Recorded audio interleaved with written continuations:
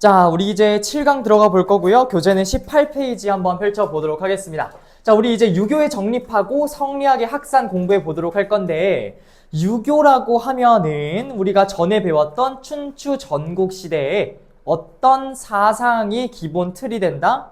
유가라고 하는 그 사상이 바탕이 되었다라는 얘기를 했었는데, 그 유가라고 하는 춘추전국 시대의 제자백가 사상이 조금 종교처럼 확산되고 조금 더 커졌다라는 게 유교라고 생각을 하시면 됩니다. 자, 그러면 이 유교가 어떻게 해서 성립이 되었고 확산이 되어 왔는지를 일단 첫 번째로 공부할 거고, 두 번째, 사례를 꼭 아셔야 돼요.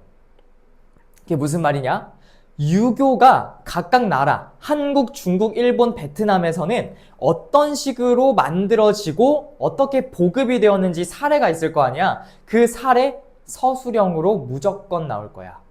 그리고 서술형으로 안 나온다고 해도 사례를 고르는 객관식 문제가 꼭 나올 거거든. 이거 오늘 굉장히 중요한 파트고, 이 다음 강의 8강에서는 불교를 배울 건데, 불교 같은 경우에도 중요한 게 무엇이냐?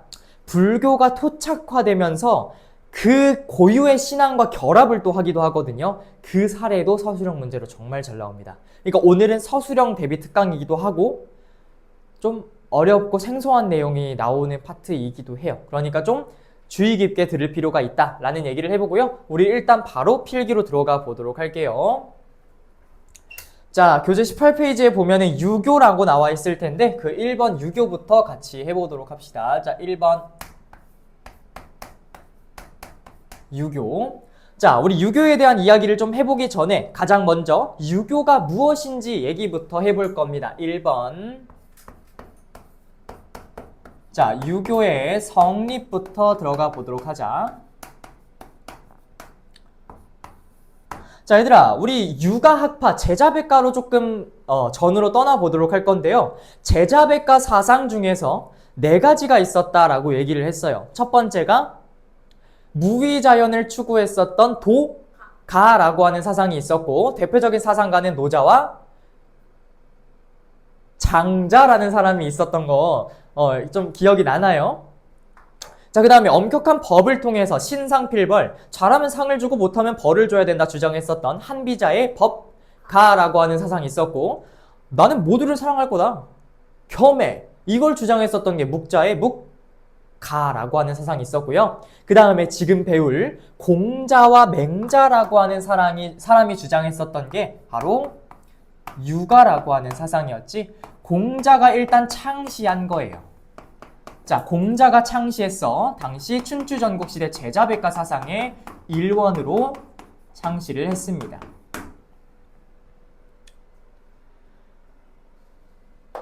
자, 그래서 처음에는 유가라고 하는 이름으로 우리가 공부를 했겠지만 지금은 유교로 우리가 조금 더 확장된 버전으로 공부하고 있다라는 거고요. 자, 2번. 자, 공자가 창시한 건 오케이, 알겠는데 이 사상이 어떻게 해서 정립이 됐는지, 그러니까 어떻게 정돈이 됐는지를 보자는 겁니다. 얘들아, 공자 말고 2명의 사람이 더 있는데 혹시 알고 있는 사람이 있니? 유가에 맹자 그리고 순자, 이 2명도 유가의 학자인데요. 그 공자, 맹자, 순자의 사상이 다 융합된 걸 우리가 유교 사상이라고 부르는 겁니다. 그래서 맹자, 순자 때 사상 체계가 정립되었다. 그러니까 조금 정돈되었다라고 얘기하는 겁니다.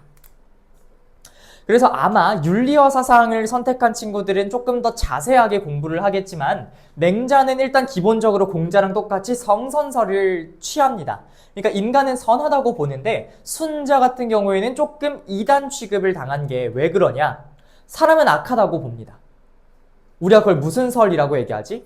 성악설. 사람의 본성은 악하기 때문에 나의 본성을 변화시켜서 인위적인 것을 가해야 된다. 화성기비를 주장을 했었던 게 순자라고 하는 사람이다 라고 보시면 됩니다. 자, 이러면서 유교가 일단 정립이 되는 그런 상황에서 유교가 그래서 도대체 뭔데?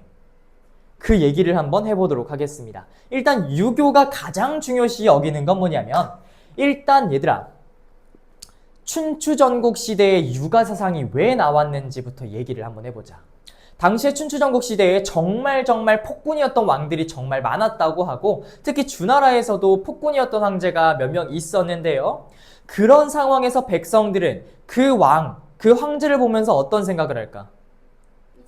미친놈. 와, 어떻게 저런 게 황제라고. 이런 생각을 하겠지. 그래서 당시에 춘추전국 시대의 유교 사상은 뭘 주장하냐면 왕의 권위를 뒷받침하는 사상도 존재했습니다. 그게 바로 뭐냐? 천명사상입니다. 천명사상이 뭘까요? 맞습니다. 나는 하늘의 명을 받았다. 너희들이 깝치는 것은 용납될 수 없다. 이렇게 얘기하는 게 천명사상이겠지. 그 천명사상이 일단 유교의 기본적인 내용이라고 보시면 됩니다. 천명사상.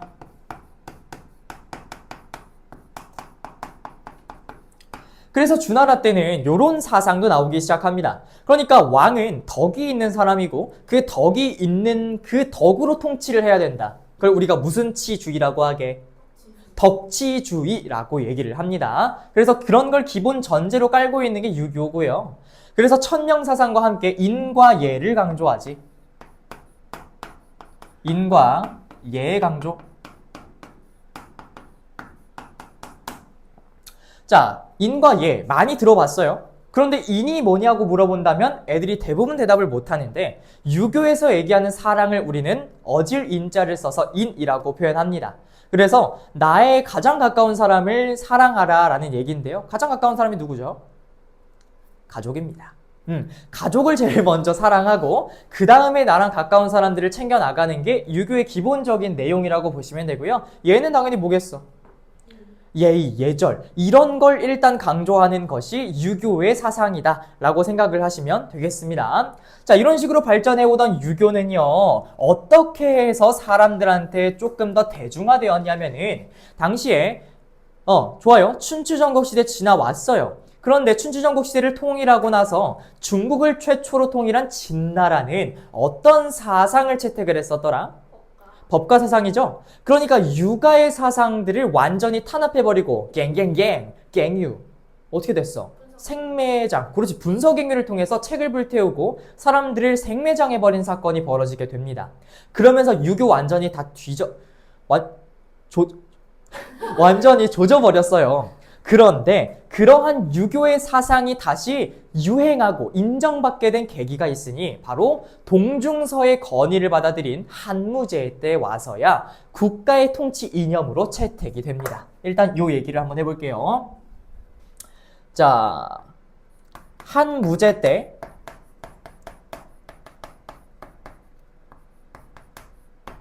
국가의 통치 이념, 그러니까 한나라는 앞으로 이러한 한나라의 시스템은 모두 육아의 사상을 바탕으로 하겠다라는 그런 통치 이념화를 시켰다라는 얘기입니다.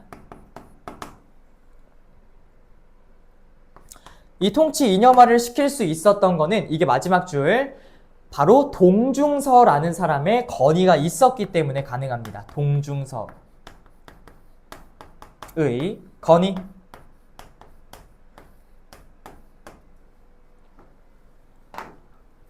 좋아요. 동중서의 건의를 받아들여서 국가의 통치 이념화가 됐습니다. 따라서 동시에 한무제 때는 뭐가 설치가 되냐면 유교 좋아. 그래, 우리나라 유교야. 너무 좋은 유교. 그러면 이 좋은 유교를 널리 알리고 사람들한테 가르쳐야 되는 학교를 만들어야 되겠지. 근데 학교가 없네? 그래서 만든 게 바로 태학이라고 하는 학교가 되는 거예요. 그래서 이 당시에 태학도 설립.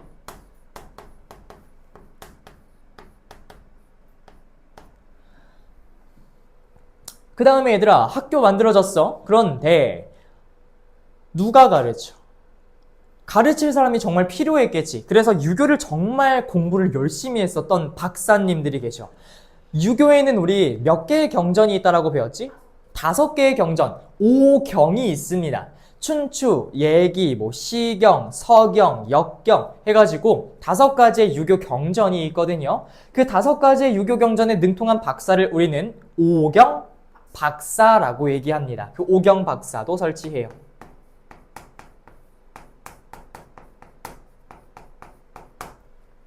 자, 그렇게 해서 발전했던 게 유교라고 보시면 되고요. 자, 그래, 좋아. 처음에 공자가 만든 이 사상, 순자, 맹자 때 가면서 조금 더 정립이 돼 왔고, 그러다가 한무제 때 와서는 국가의 통치 이념화가 됐으니까 완전히 사상적으로 정립이 된 그런 상황이구나 라는 것만 알고 계시면 되겠네요. 자, 그러면 이제 2번으로 가봅시다. 자, 통치 이념이 된 유교.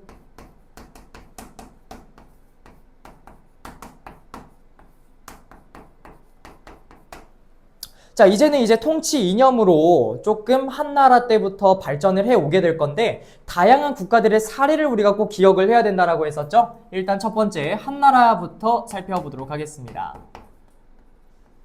자, 일단 한나라의 첫 번째 특징은 태학이랑 오경박사를 두었다는 거. 요거는 아까 설명했으니까 따로 적진 않겠습니다. 자, 그런데 이 유교 사상에 입각해가지고 관리를 선출하는 방식도 새롭게 만들어지게 되거든요. 당시에 우리가 기본적인 상식으로 떠올리면 조선시대에는 관리를 선발할 때 어떻게 합니까? 그렇지. 과거제를 우리가 통해서 관리를 선출을 했었어. 좋아. 근데 중국에는 어떻게 관리를 선출했는지는 우리가 정확하게 모릅니다. 일단 처음에는 한나라 때부터 시작된 게 향거리선제라고 하는 제도가 처음으로 등장하기 시작해요. 그게 뭐냐? 관리 추천제입니다.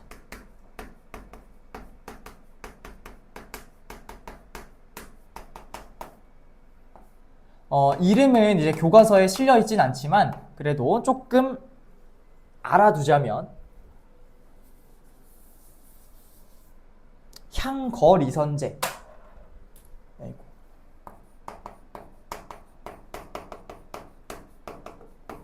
라고 하는 이런 제도가 사실 한나라 때부터 있었어요. 그런데 이런 사상이나 이런 유교 사상에 입각한 이런 제도들은요, 나중에 싹 다 바뀝니다. 언제부터 바뀌기 시작하냐면 이후에 수나라라고 하는 나라 때부터 과거제를 도입을 하기 시작을 했어요. 그런데 그러한 과거제 시스템은 언제까지 이어지냐면 쭉 가요. 청나라, 명나라까지 쭉 갑니다. 그러니까 과거제 시스템이 자리 잡기 전까지는 아직까지 추천제 형식이었고 위진남북조 때에도 추천제였습니다. 대신 9개의 품계를 나누어서 중정관이 임명하는 거, 구품중정제라는 걸 실시를 하면서 아직까지 추천제가 이어져 오고 있다라는 거 기억하시면 됩니다. 자, 그래서 수당 때 가서는 과거제 시스템이 도입되었다. 자, 하지만 이 과거제 또 살짝 바뀌어. 그래서 송나라 때 가서는 뭐가 시작되냐면 전시라고 하는 게 정례화가 됩니다. 전시란 황제가 직접 주관하면서 출제까지 모두 도맡아 한다라는 건데 아직 그 정도까지는 아니라는 겁니다. 그래서 수당 때는 그냥 과거제만 있었다 정도로 알고 계시면 돼요. 자, 그 다음 세 번째. 자, 우리 당나라로 한번 가보도록 합시다. 당나라 때 과거제 이미 사용되고 있는 중인데 이 당나라 때는 정말 중요한 학교가 만들어지게 됩니다. 우리 아마 고려시대 공부할 때 들어봤을 거야. 국자감이라고 우리가 불러요.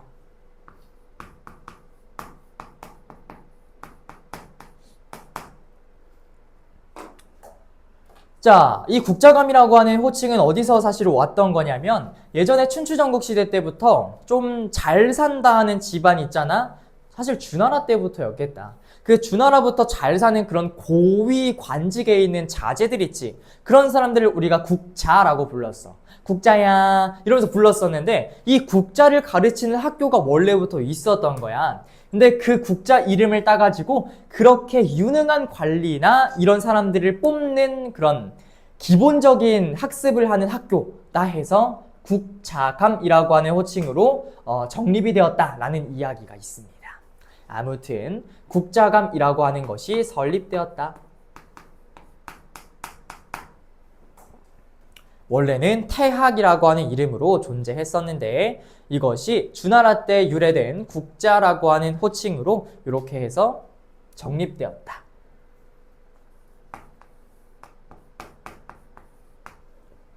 자, 우리 이제 송나라로 가볼 건데요.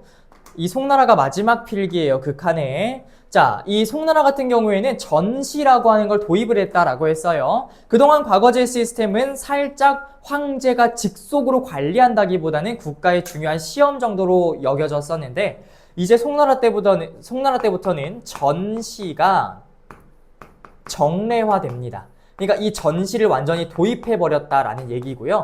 정례화되면서 황제가 직접 주관하는 형태로 바뀌었다라는 얘기예요. 전시라는 뜻 자체가 황제가 직접 했다라는 얘기입니다.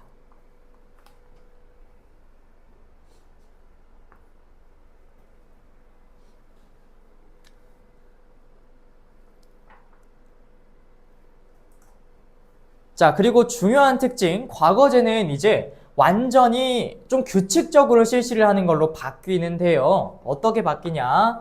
3년에 한 번 시행합니다.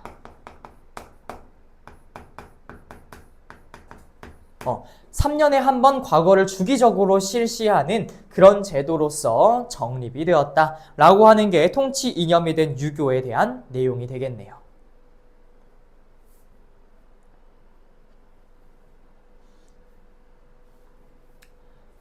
자, 여기까지 됐어요. 우리 이제 중국의 사례를 좀 배웠는데 이제 앞으로 한반도나 일본의 사례도 좀 배워야 되기 때문에 우리 머릿속에 일단 넣고 가보자. 처음에 유교 창시되고 나서 한무제 때 통치 이념으로 삼았어. 누구의 건의 때문에? 동중서의 건의가 있었기 때문에 따라서 동중서의 건의를 통해서 우리가 국가 이념화 시키면서 학교를 만들었지. 무슨 학교? 태학을 만들었다. 그럼 가르치는 박사님도 있어야 되겠네. 5개의 경전에 능통한 박사. 뭐? 오경 박사를 두었다.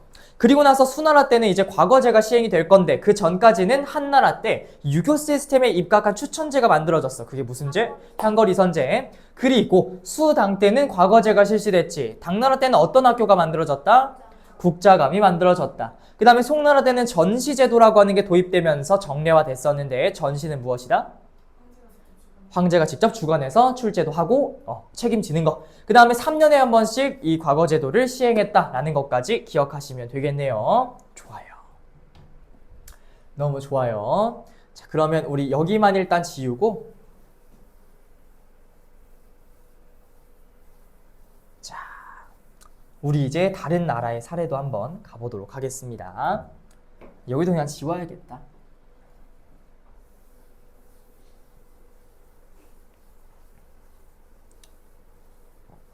자, 중괄호 3번. 뭐지? 유교의 확산. 자, 유교의 확산을 한번 보도록 하겠습니다. 자, 우린 지금 동아시아 역사기행을 배우고 있기 때문에 이렇게 처음 중국에서 전래된 유교가 어떻게 전파됐는지 그 전파의 양상을 한번 보도록 하겠습니다. 자, 일단 1번. 자, 우리나라에 유교가 사실 들어와가지고 활약을 하고 약간 대중화된 거는 삼국시대 정도로 보시면 될 것 같아요. 삼국시대 우리 한국 살 때 다 배웠거든요. 근데 꼭 가르치면 너네가 이러는 거야. 다 배웠다 이거. 자, 고구려. 근데 아마 들어보면은 맞다 생각 들 거예요. 태학을 설립합니다. 유교를 가르치는 학교, 우리 아까 태학은 언제부터 있었다라고 했었지? 중국에서는. 맞아요. 한나라 때부터 계속 있었는데요. 이 태학을 일단 설립합니다. 자, 그래서 아마 우리 어떤 왕의 업적으로 공부했을걸? 고구려 때 소수리만 기억나요? 불교 수용, 태학 설립, 율령 반포. 우리 이거 오지게 공부했었잖아. 그래, 그때 태학 설립했던 게 이 유교 학교였습니다. 그런데 지방에는 뭘 세웠게? 이것도 알면 진짜 천재. 오케이, 천재는 아닌 걸로. 자, 경당 설립.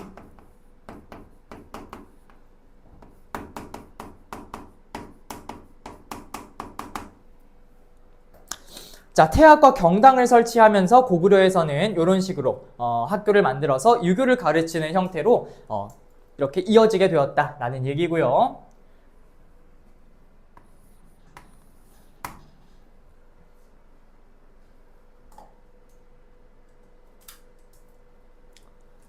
자, 좋아요. 오케이. 고구려는 지금 태학 설립하고 경당까지 만들면서 유교를 학교에서 직접 가르치는 형태로 전파가 돼 왔어. 좋아. 자, 그러면 백제의 상황은 어떤지 한번 보도록 하겠습니다. 자, 얘들아, 백제도 사실 우리가 배웠었는데 잘 기억 안 날 것 같아요. 오경 박사를 뒀어요. 오경 박사. 지금 배운 거 또 얘기하고 있네. 오경 박사 우리 언제 배웠어? 어느 나라였더라? 한나라 때. 맞아. 그러면서 계속 오경 박사 두면서 박사님들이 계속 유교를 가르쳐주는 그런 형태였었잖아? 그게 지금 삼국시대 우리나라에도 보이는 거야. 교류한 거지. 그러면서 전파가 된 상황이고요. 그 다음 세 번째, 신라.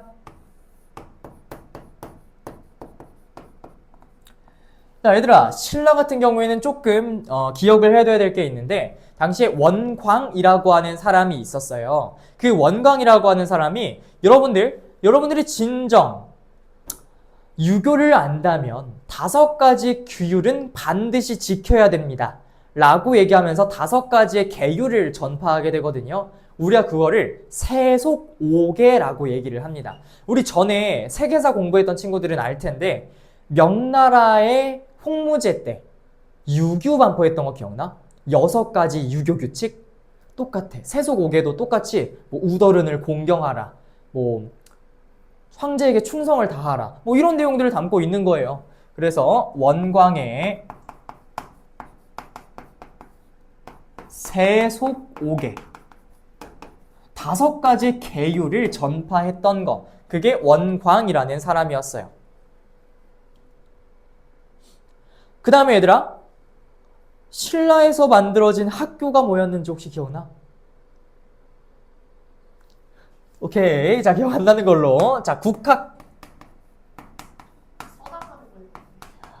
서당은 너무 일러요. 자, 국학이라고 하는 학교를 설치하였다라는 얘기고요. 당시 통일신라 때는 국학, 발해에는 주자감, 이런 것이 설치되었다라는 얘기를 한 적이 있습니다.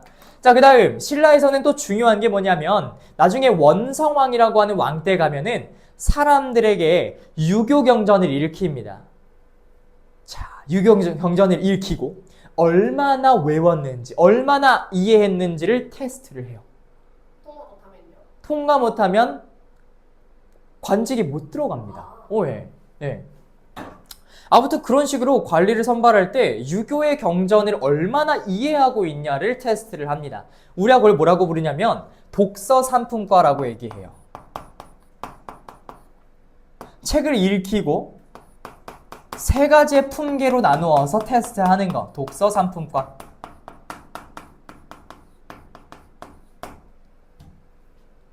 이런 걸 시행했었다.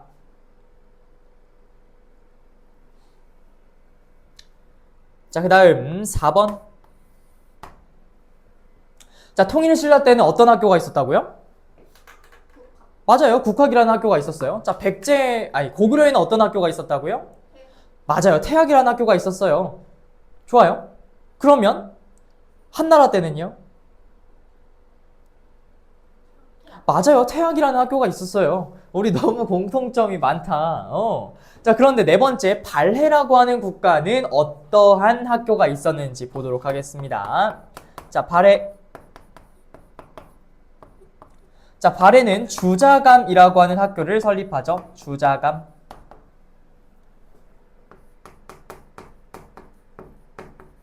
자, 궁금해하는 친구들이 있을 것 같아서 얘기해 주는데 우리 8번까지 적을 거예요. 자, 주자감을 설립하였고, 자, 그 다음에 얘들아, 이 발해에서는 유교가 아예 대놓고 들어간 게 있다? 뭔지 한번 보자. 일단 발해에서는 얘들아 삼성육부라고, 이거 안 적어도 돼. 삼성육부라고 하는 제도를 받아들였어. 원래 삼성육부는 어느 나라에서 처음 시행했던 거게? 맞아요. 수당 때 와서야 정립이 되었었던 게 이 삼성육부 제도였었거든요. 그래가지고 당시에 뭐 선조성, 뭐 중대성 하면서 3개의 성이 있고 6가지 부서는 충인의 예지신 이라고 하는 6가지의 부서가 있었습니다. 그런데 여기에 있는 육부의 명칭 기억나? 내가 방금 뭐라 그랬어? 충인의 예지신이라 그랬지. 이 6가지 덕목은 어느 학파에서 얘기한 덕목이야? 유교에서 얘기한 덕목이지. 그러니까 지금 애초에 나라의 통치 체제의 시스템을 어떤 이름으로 채택하고 있는 거야? 유교 이름으로 채택하고 있는 거야. 그럼 발해는 지금 완전히 유교에 심취해 있다라는 거지. 그래서 육부의 명칭, 이 육부의 명칭이 지금 유교의 덕목으로 채워져 있다는 것도 유교가 확산된 사례로 볼 수 있다라는 거예요.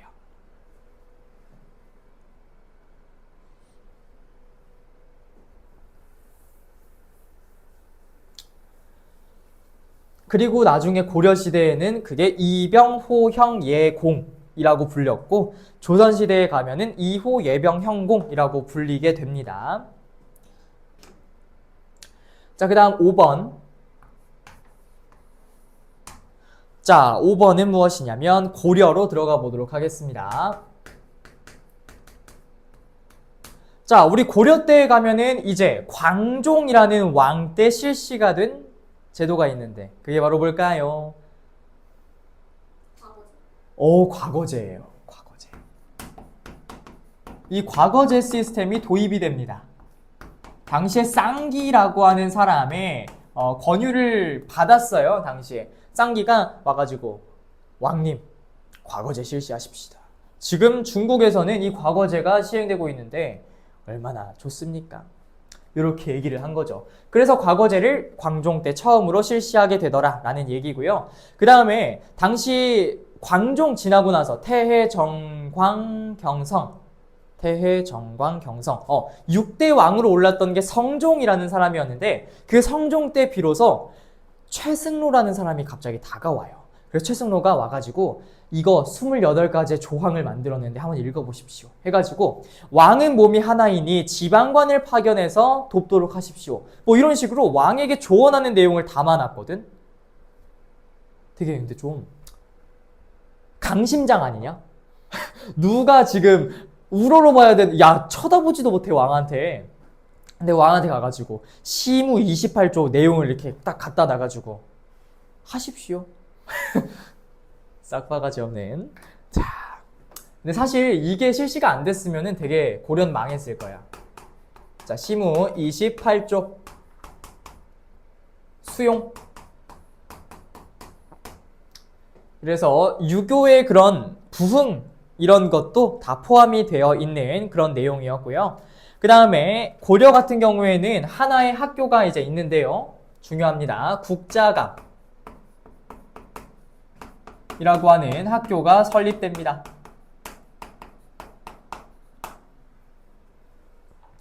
얘들아 우리 국자감 처음 들어보는 거 아니다 그치? 언제 들어봤지? 맞아요. 당나라 때 처음으로 만들어졌던 게 국자감이라고 하는 학교였는데 이걸 고려시대에도 만들었다라는 얘기입니다. 자, 고구려는 태학, 한나라는 태학, 그 다음에 통일신라는 국학. 고구려 때 지방에 설치한 학교는 경당. 잘하네. 자, 그 다음 6번. 자, 이제 우리 조선으로 들어가 볼 건데요. 사실 조선에서는요, 정말 중요한 학교, 이거 모르면은 안 돼요. 성균관이라고 하는 학교가 만들어집니다. 성균관. 사실 나중에 국자감이라고 하는 학교가 이런 식으로 좀 계승되었다라고 보는 사람들도 있는데 아무튼 성균관이라고 하는 학교를 통해서 유생들을 길러내고 그런 식으로 유교를 가르치면서 조선시대에 부응하는 그런 인재를 길러내는 학교가 만들어집니다. 지금도 성균관에 존재하죠. 어디예요? 네, 성균관대에 존재합니다. 그래서 성균관대 그 입학 설명회인가 그걸 잠깐 봤는데 엄청 유명한 졸업생 누가 있나 봤더니 뭐 이황이 있고요. 이해가 있고 뭐 이런 사람들이 여기 들어가 있더라고요. 급이 달라요. 성균관에 가십시오. 자, 그 다음 7번. 자, 이제 일본으로 한번 건너가 볼 건데요. 사실 이 유교 문화를 어떻게 받아들이기 시작했냐면 당시 당나라와 교류하면서 당나라의 좋은 그런 문물들을 받아들여 와서 일본에서는 645년에 엄청나게 큰 개혁을 하게 되죠. 그게 다이카 개신이었는데 그 다이카 개신을 통해서 유교가 처음으로 약간 유행하게 됩니다. 다이카 개신. 일본 요거랑 하나 더 있어요. 다이카 개신으로 유교 보급.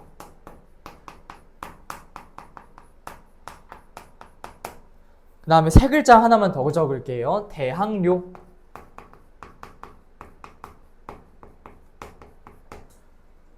요거는 그냥 학교라고 생각을 하시면 됩니다. 그래서 일본에서도 학교를 설립함으로써 인재를 양성하고 유교를 장려하겠다라는 얘기고요.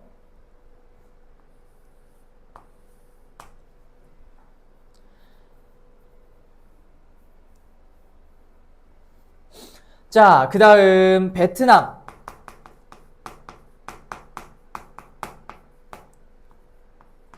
자, 이 베트남 때는요, 우리 처음에 배웠었던 반란국, 어우랑 왕국, 남비의 그 다음에 중국 지배기 다음에 뭐 레, 리, 쩐, 후레 왕조 이렇게 이어지게 되는데 리 왕조 때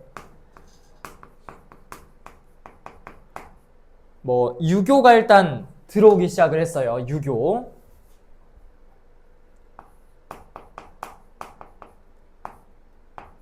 유교가 들어오기 시작을 해가지고 당시에 나중에 레 왕조, 뭐 후레 왕조 이런 왕조에서도 더욱더 장려가 됩니다.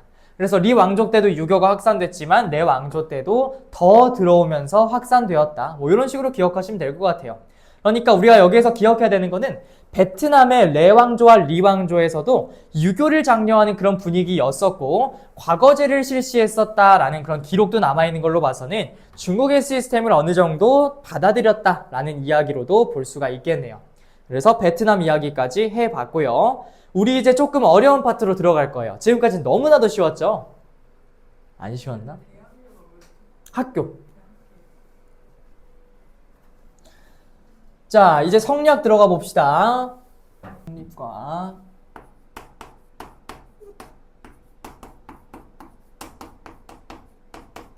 관학화. 자, 일단 처음으로 성리학의 성립부터 들어가 보도록 하겠습니다. 자, 1번 성리학의 성립.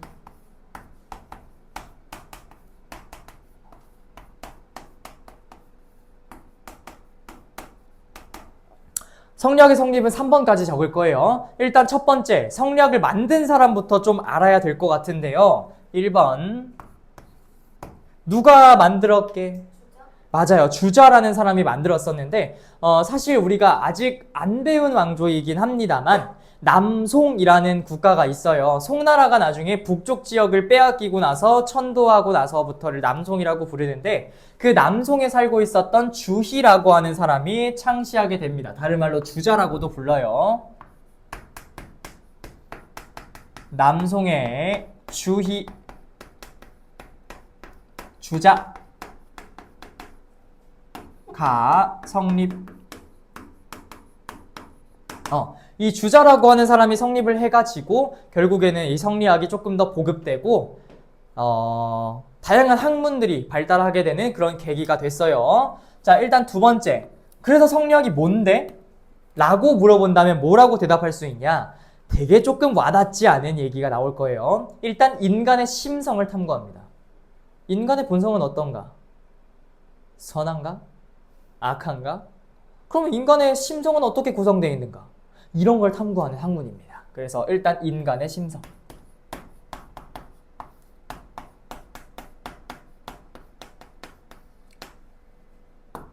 그 다음에 우주의 원리. 우주는 무엇으로 구성되어 있냐? 이런 걸 탐구하는 학문이 성리학이라고 생각하시면 됩니다. 자, 그래서 인간의 심성을 탐구해보니까 어떤 결론을 깨닫게 됐냐면 모든 것은 이와 기로 이루어져 있는데 이라고 하는 것은 인간의 그런 모든 것을 약간 보편적으로 따르는 법칙이라고 봤어요. 보편적인 법칙이고 이라고 하는 것은 일단 순수하고 그 자체로 너무 선해. 그런데 사람은 왜 악해지기도 하냐? 기 때문에 그런 거야. 기라고 하는 것 때문에 악해질 수도 있고 탁해질 수도 있다라고 본 겁니다. 그래서 이와 기라고 하는 이 두 가지의 키워드를 우리가 가지고 이제 설명을 해 볼 건데, 일단 인간의 심성과 우주의 원리를 탐구하면서 이기이원론에 대해서 설명을 하게 됩니다. 그건 이따 얘기할 거고요. 일단은 주위의 서적부터 얘기를 해볼게요. 사서집주. 이따가 문제 풀 거거든요. 근데 우리가 오늘 안 배운 내용을 문제에서 풀어볼 거예요. 어떻게 유추할 수 있냐면 무조건 성리학과 관련된 책은 사서예요. 무조건 사서예요. 대학, 중용, 논어, 맹자. 이 네 가지의 책을 우리가 사서라고 부르는데 그 사서라는 말이 들어가면 무조건 성리학이다라고 생각을 하시면 됩니다. 자, 사서 집주를 편찬했다.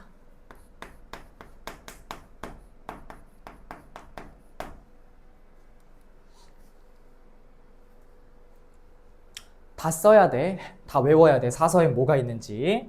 자, 첫 번째, 대학.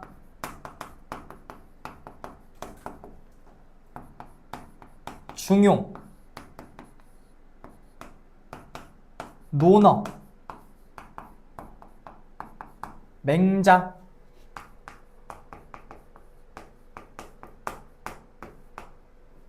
이런 책들이 사서에 포함된다라는 얘기고요. 그 사서의 그런 중요한 내용들을 주석을 달아서 집필했다 해서 사서집주라고 얘기를 합니다. 그래서 이런 것이 만들어졌다. 됐나? 끝! 그 다음 주요 사상으로 넘어가면 돼요. 여기다 적어야 되겠네. 자, 2번 주요 사상. 사실 요거 좀 이해하기가 어렵다. 좀 이해하기가 어려운데 1번 이기이원론.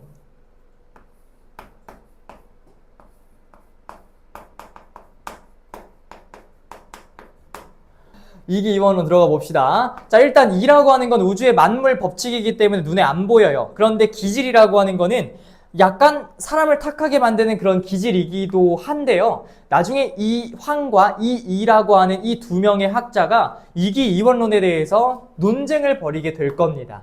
그래서 일단은 이렇게 기억하시면 되고요. 일단 주요 사상을 보도록 하겠습니다. 경물치지.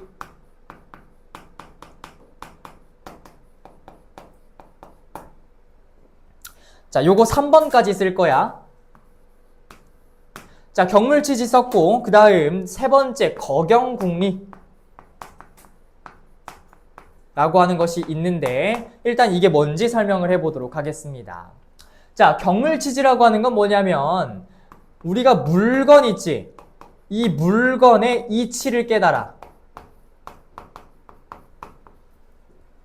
물건의 이치를 너무나도 계속 탐구하면서 깨달아. 그러면 최고의 알매 상태에 간다라고 봅니다. 알물 극진이함, 그러니까 최고의 알매 상태에 도달한다라는 얘기입니다.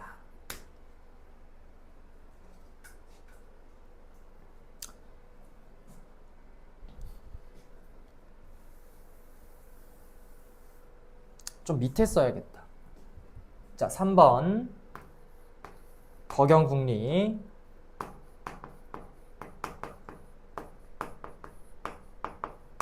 요건 뭐냐면 이치를 깨달아. 그런데 일단 제일 먼저 경건한 마음을 가져야 됩니다. 마음을 일단 경거히 해.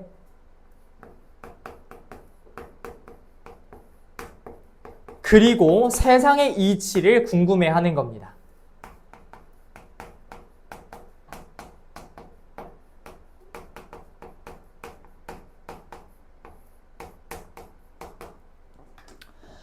자, 좋아요. 그래서 주요 사상은 일단 이와 기로 이루어져 있는데 이는 보편적인 그런 원칙이고 기라고 하는 것에 따라서 사람이 악해질 수도 있고 탁해질 수도 있다라고 본 거. 그 다음에 경물치지는 물건의 이치를, 사물의 이치를 극진히 함으로써 알을 최대의 상태로 얻는다. 거경국리는 경건한 마음으로 이치를 깨닫는다. 궁금해한다. 라고 하는 거 기억하시면 됩니다.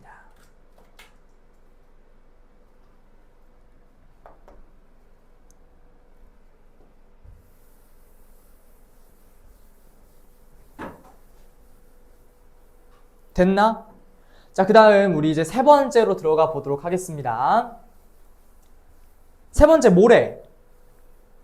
전파와 확산이라고 되어 있지. 이 성리학이라고 하는 게 어떻게 해서 전파가 됐는지 그 과정을 알아보자는 얘기예요. 자, 3번. 전파와 확산. 자, 1번부터 써보도록 합시다. 자, 어떤 식으로 전파가 될 거냐면 일단 어린아이들부터 성리학을 가르치려고 합니다. 그렇기 때문에 어린아이들이 배우는 학문, 우리가 그거를 두 글자로 소학이라고 부르는데 이 소학이라고 하는 걸 보급하면서 소학을 어린아이들에게 읽혔다.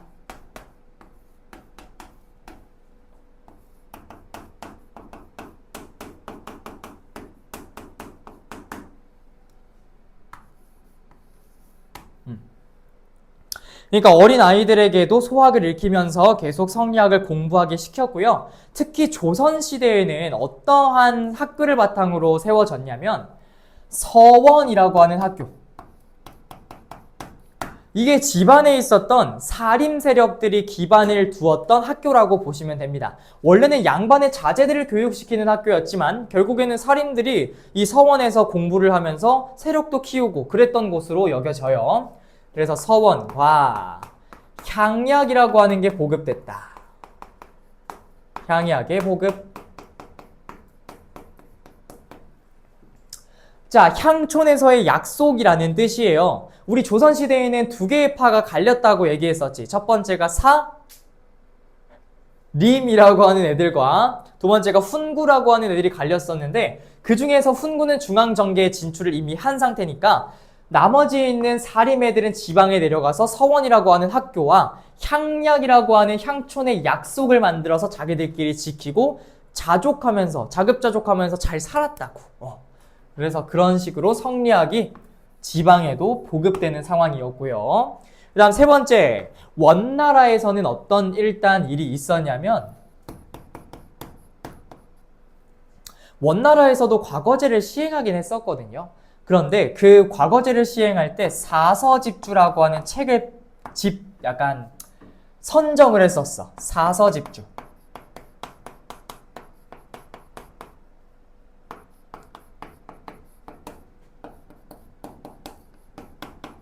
그래서 과거 시험에 사서집주라고 하는 책을 채택을 함으로써 사람들한테 시험 교재로서 보라고 얘기를 합니다.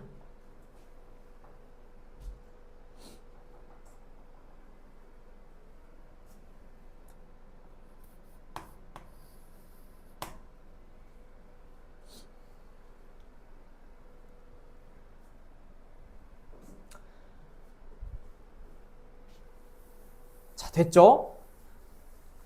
자, 그 다음 네 번째, 명나라로 가봅시다.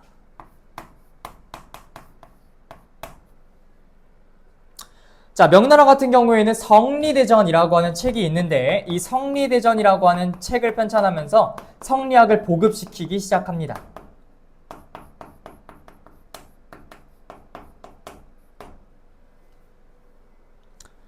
자, 됐니? 그래서 성리대전 편찬되고 명나라, 청나라 때도 계속 성리학이 보급이 되는 상황에서 명청 때에 성리학에 너무 능통한 사람, 그러니까 성리학 박사님들, 그런 애들이 지배층으로 성장하게 됐었다라는 얘기를 했었는데요. 그 지배층을 부르는 명칭이 뭐였게? 시옷인데 신사라는 애들이 성장하게 됩니다. 그래서 5번 신사의 성장.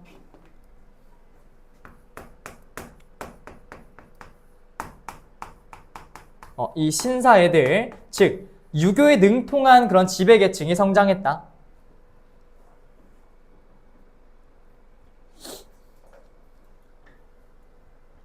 미리 얘기해주자면 10번까지 있어요. 좀 많죠?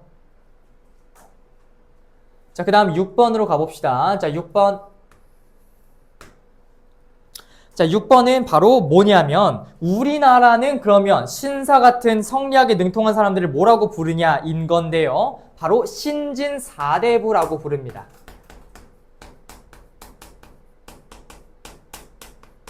신진 4대부가 성장하더라. 그러니까 신진 4대부는 고려 말부터 등장합니다. 권문세족이 너무 약탈이 심하다 보니까 결국에는 신진 4대부라고 하는 새로운 세력을 등용함으로써 성리학을 바탕으로 사람들을 조금 더 새로운 학문에 입덕을 시키려는 그런 노력이 있었다. 그게 바로 신진 4대부였다라는 얘기를 했습니다. 조선시대 공부할 때. 자, 그 다음 7번은 무엇이냐면 이후에는 이 4대부 계층도 얘들아 두 가지로 분열됐던 거 기억나? 뭐랑 뭐로 분열됐어? 고려 왕조를 유지하자는 입장 온건파 4대부와 아니다 새로운 왕조를 개창해야 된다 했던 게 급진파 4대부였잖아. 그런데 급진파 애들은 조선이 건국됐으니까 조선 건국에 찬성한 애들이니까 중앙에 진출해 있겠지. 걔네가 무슨 세력이라고? 훈군 거야. 그러면 나머지 고려 왕조를 유지하자는 입장은 조선이 건국돼 버렸으니까 어떡해? 지방에 짜져 있어야 되겠지. 걔네가 사림이라고 했었죠. 그 사림이 계속 성장하고 있는 상황인 거야. 사림 세력의 성장.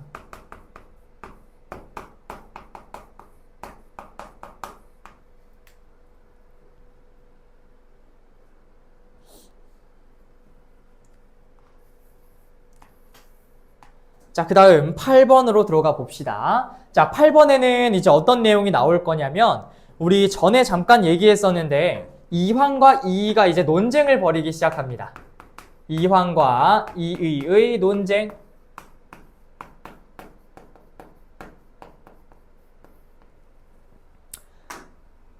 잘 들어. 정말 웃긴 얘기야 이거. 웃긴 얘기 이렇게 얘기하면 안 되는데. 자, 일단 이황은 뭘 주장하냐면 이거 안 써도 된다. 이발 기수를 주장합니다. 그러니까 이와 기가 있잖아. 이가 이렇게 있고 기가 있으면은 이가 먼저 발한다. 그러니까 이가 먼저 생겨나가지고 발생해가지고 기를 끌고 오는 거야.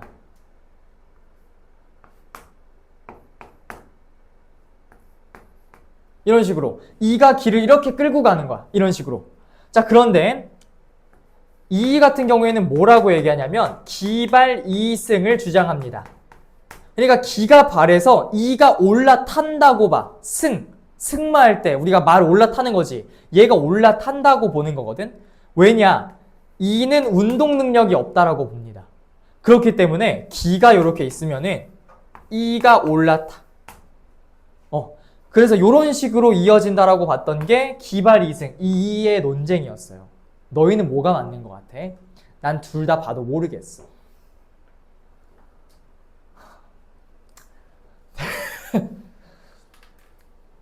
이황과 이의가 존재하고 있을 당시면은요. 서양에서는 콜럼버스가 대탐험하면서 장거리 이동을 하고 있을 때거든요. 근데 우리나라는 지금 걔네들이 어떻게 해야지 배가 튼튼하게 오래 갈 수 있을까를 고민하고 있을 때 우리나라에서는 이가 먼저 바라는 걸까? 기가 먼저 바라는 걸까? 이렇게 끌고 오는 거 아닐까? 이런 지금 논쟁을 하고 있는 거야. 그렇습니다. 그게 바로 이황과 이의의 논쟁이었다. 그럼 우린 이제 9번으로 가보도록 할게요. 자, 이제 일본의 사례로 한번 들어가 보도록 할 건데 사실 이발기수랑 기발이승은 윤사에 나오는 내용이라서 정확하게 교과서에 들어있진 않은데 이황과 이의가 성리학에 대한 논쟁을 했다라고는 돼 있어. 근데 애들이 많이 질문하거든. 이게 뭔 논쟁이냐고. 그럴까봐 설명해 준 거예요. 자, 그 다음 9번. 자, 요거는 정말 중요한 내용인데 요거는 진짜 외워야 된다. 후지와라 세이카. 자, 후지와라 세이카라고 하는 사람이 있었습니다. 이 사람은 어떤 사람이었냐면 일본의 사람이었었는데요. 당시에 강항이라고 하는 사람과 교류를 했어요.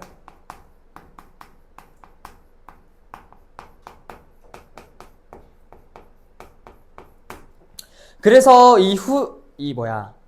후지와라 세이카 이때 만들었었던 책이 뭐냐면 사서오경 외훈이라고 하는 책을 만들거든요. 사서랑 오경에 대한 유교의 경전을 당시 일본어로 번역해가지고 만든 책이라는 뜻인데 그거를 이때 만들었다. 자, 그 다음 10번으로 가봅시다. 10번도 굉장히 중요한데요. 당시에 하야시 라잔이라는 사람이 있었습니다. 뭐 라잔이든 똑같이 그냥 부르는 명칭인데요. 뭐 라잔으로 할게요, 그냥. 하야시 라잔이라는 사람이 있었는데 이 사람은 뭘 했냐면 에도 막부의 체제, 의례를 정비합니다. 그러면서 성리학을 확산시키고 국가의 통치체제에 반영을 하게 돼요. 여기서 중요한 거, 에도 막부 이전에는 어떤 막부가 있었게? 기억 잘 안 나지? 무로마치 막부가 있었고요. 그 무로마치 막부 이전에는 가마쿠라 막부라는 게 존재했었거든요. 그 가마쿠라 막부와 무로마치 막부 때에는 성리학이 잘 보급되지 않는 상황이었어. 그런데 그러다가 이러한 사람들 덕분에 에도 막부 때부터는 성리학이 본격적으로 보급되기 시작했다라는 얘기입니다. 여기까지 됐나요? 네.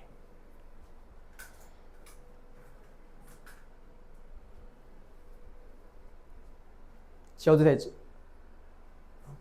여기부터 지울게요. 강한 사람 이름이에요. 사서 오경 외훈인데요. 교과서에 없어요. 자, 보도록 하겠습니다. 자, 그 다음 몇 번이지? 중괄호 1, 2, 3, 4번이네요. 자, 중괄호 4번. 자, 사회 규범화.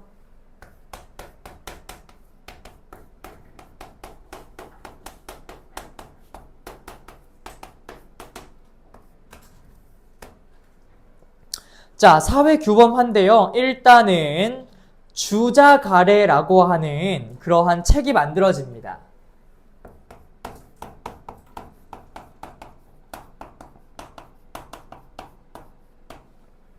근데 나머지 얘들아, 정치사가 동아시아 역사기행에서 대부분 빠져 있어.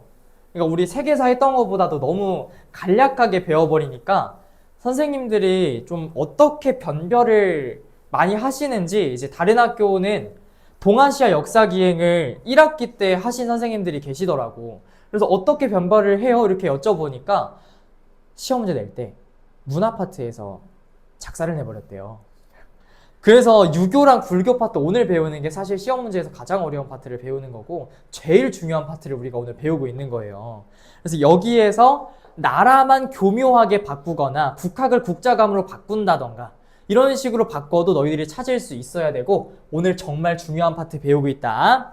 자, 일단 주자가래에 따라서 어떠한 의례가 만들어지냐면 관혼상제 의례라고 하는 것이 만들어집니다.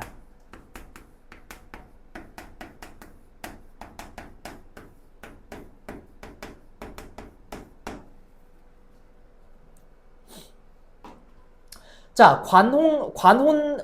왜 이렇게 발음이 관혼상제의례라고 하는 건 일단 뭐냐면 관례라고 하는 건 얘들아 그거야. 우리가 처음에 성인이 되지. 그럼 옛날에는 성인식이라고 하는 걸 반드시 중요한 행사로 했어. 그래가지고 막 뭐 이런 거 빨간색, 노란색 뭐 섞인 그 옷 입고 나서 이제 인사드리는 거잖아. 그런 관례 같은 것도 중요하고 혼례는 뭘까? 맞아요. 결혼하는 거. 결혼할 때도 예의를 정말 중요시 여기는 나라고. 그 다음에 상례는 뭘까요? 제사는 제례예요. 그 전에 제사 지내려면 사람이 어떻게 돼야 돼? 장례식을 해야 되죠. 죽을 때. 그때 상례라고 얘기를 합니다. 그래서 관혼상제 의례를 꼭 해야 되는데 일단 이 관혼상제 의례를 조금 심화시키자면 뭐가 있냐면 일단 가묘, 집에다가 가묘라고 하는 걸 만들어가지고 약간 조상님을 좀 떠오를 수 있는 그런 장치를 만들어 놨습니다. 가묘. 그 다음에 뭐 위패나 신주 이런 걸 모셔놓은 사당이라고 하는 것도 만들고요. 그 다음에 또 중요한 사실은 뭐냐면 당시 조선시대만 생각해도 얘들아 어때? 너무 가부장적 사회 질서지 않니? 그래서 맏아들이 중심입니다.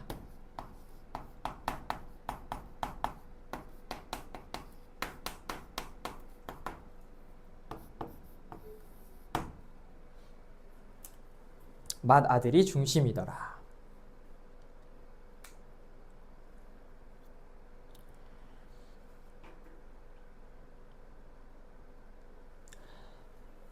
자, 그 다음에 효자문과 열녀문.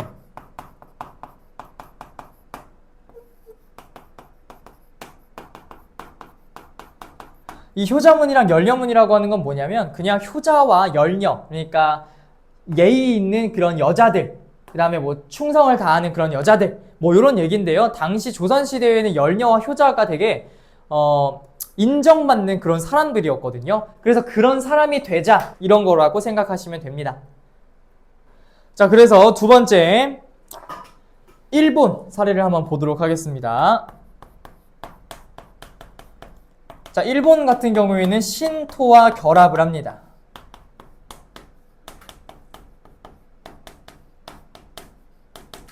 자, 사실 요거는 불교 파트 할 때 좀 더 얘기를 하긴 할 건데, 일본 같은 경우에는 원래 있었던 그 토착에 있던 신, 걔네들이 믿는 신, 이런 게 좀 유명해요. 그렇기 때문에 원래 있었던 사상하고 결합이 되는 경우가 정말 많았다고 합니다. 그래서 뭐 결혼을 할 때는 신토 의식을 따르고, 그 다음에 뭐 장례를 치를 때는 불교 의식을 따른다던가, 이런 식으로 다양한 사상이 결합되는 모습이 이때 보여지고 있더라 라는 이야기가 되겠네요. 자, 그 다음 마지막 3번. 특히 우리나라에서 많이 따랐던 건데요. 삼강행실도라고 하는 것이 있습니다. 요게 사실 일상생활에서 어떤 식으로 예를 다할 수 있는지 그런 걸 담아놓은 그런 그림이다라고 생각하시면 됩니다. 그런 책. 자, 이렇게 기억을 하시면 일단 유교 파트는 모두 끝납니다. 자, 밑줄친 이 학문이 동아시아에 미친 영향으로 가장 적절한 것을 고르면 되고요. 문제를 읽어보자면 경몽요결은 조선시대에 이 학문을 발전시킨 이이가 저술한 것이다. 이 책에는 주의가 집대성한 이 학문의 수양 방법인 거경공리와 일상생활에서 실천하는 방안 등이 담겨져 있다. 자, 풀어나 보네요. 자, 일단 이 학문이 뭔지부터 파헤쳐 보도록 합시다. 주의가 집대성했다. 일단 첫 번째 힌트고, 이이라고 하는 사람이 발전시킨 것도 두 번째 힌트고, 또 거경공리라고 하는 실천 방법이 나와 있는 것도 힌트네요. 그럼 이 학문이 뭐라는 걸 일단 찾을 수 있다? 성리학이라고 하는 걸 찾을 수 있겠네요. 자, 그러면 성리학에 대한 설명이니까 골라봅시다. 골품제가 도입되었다라고 되어 있는데 골품제는 뭐였냐? 이건 신라에서 만들어진 신분제도였거든요. 그러니까 뭐 관련이 없네요. 그러니까 1번 제끼시고, 그 다음 독서 산품과가 실시되었다라고 되어 있는데 일단 요거 유교랑 관련된 건 맞아? 일단 유교는 맞아. 그런데 성리학과는 관련되지 않았어요. 애초에 이 당시에 성리학이 없었어요. 그 다음 제자백가가 출연하였다. 제자백가가 출연한 거는 성리학이랑 관련이 아예 없죠.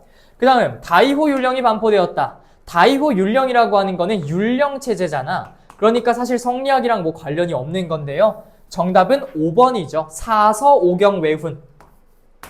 우리가 아까 배운 후지와라 세이카라고 하는 사람이 만들었었던 책인데 어쨌든 내가 사서라고 하는 호칭이 들어가면 무조건 성리학이라고 얘기했어요. 그러니까 정답은 5번으로 체크하고 넘어가도록 하겠습니다.